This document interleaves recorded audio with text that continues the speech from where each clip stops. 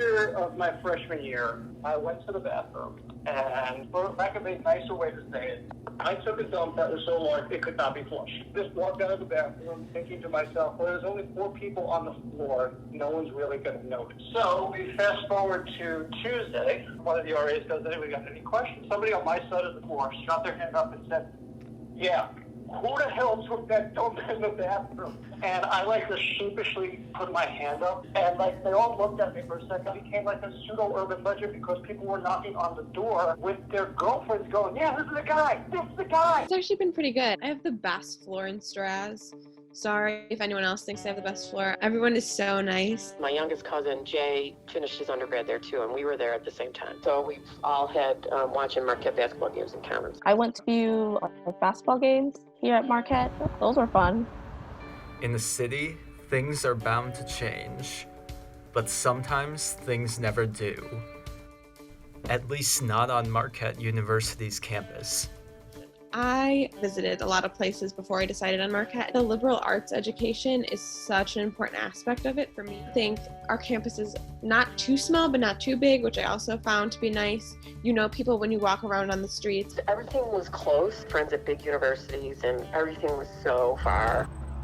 Alumni and current Marquette University students share their experiences. And there wasn't an easy way to get around. Cameron Johnson says her teachers are a highlight.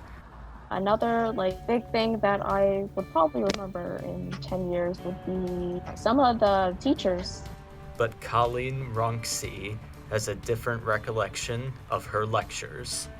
I don't remember anybody, lecturing me or telling me not to do something or even giving me that much advice. To make it just sound like it was bad. It was interesting and good to be among the different places in Milwaukee, to meet different people. The city being so close. And I think it's so awesome for social things as well as work opportunities. I would say the good experiences to Marquette are the people. I've grown really close to the friends that I've made here. Just interacting with other people.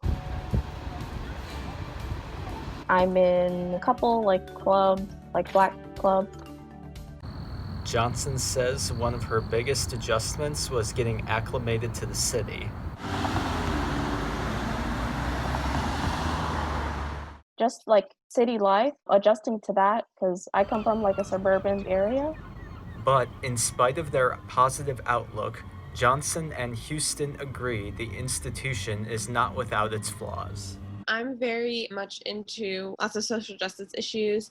I've had some really awesome experiences with some professors. They're really understanding. They're really awesome. I just think as a greater Marquette community, there's so much more growth that needs to happen to make sure all students feel welcome, all students feel safe, heard, accepted, etc. I guess since this institution is mostly white, that kind of put me in a weird situation because of where I'm from. I'm used mostly mixed ethnicities and creeds and all that stuff. So it's definitely an adjustment. That's specifically why I joined some Black club.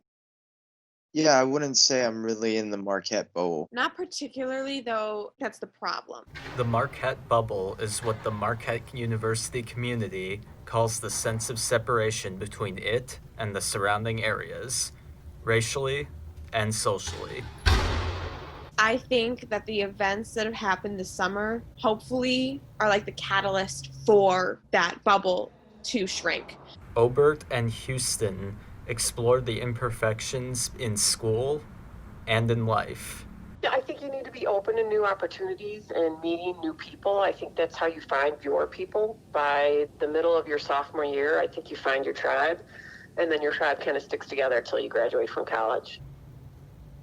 The hard times, Houston says, are part of her coming-of-age story. It's difficult juggling parents' expectations and actual college life. Even things that are negative, they're challenges, and it's a growing experience. I mean, I think I'll be happy about the choice that I made to go to the institution that I did. Yeah, so far it's been pretty all right. When I was first thinking about Marquette, I really liked how they were very service-oriented. And seeing as I had the qualification to be admitted, I definitely wanted to be somewhere closer to home. Those were my main reasons for picking this university. So, just to have that, that's the thing, lifelong friendships that build, show up for each other when you need them. Going to college is such like a life-changing, unique experience. I think I'll definitely like look back on my days here and how I felt going to a new place, meeting new people. I feel like it's so hard to say now. It's like, what do I remember from last year?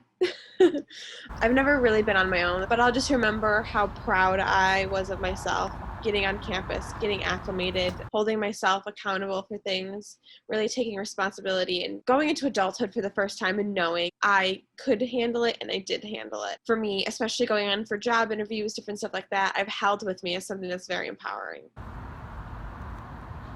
As Alturda echoes of his housing experience. Hopefully it was kind of like my first real dose of adulthood. You get a better sense of respecting people's space.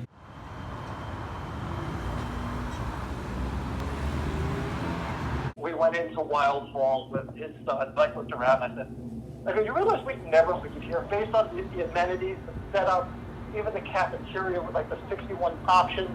I said, I'd never leave this building.